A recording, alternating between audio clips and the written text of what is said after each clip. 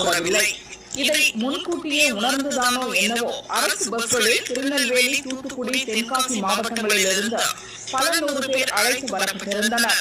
ஆனால் இருக்க துவங்கியதும் அழைத்து வரப்பட்டவர்கள் கிளம்பிவிட்டனர். மாநில தலைவர் செல்வ பெருந்தகை பேசும்போது மாநாடு நடந்த இடம் வெறிச்சோடி காணப்பட்டது. ஒரு கட்டத்தில் 90% அதிகமான சேர்கள் காலியாக கிடந்தன.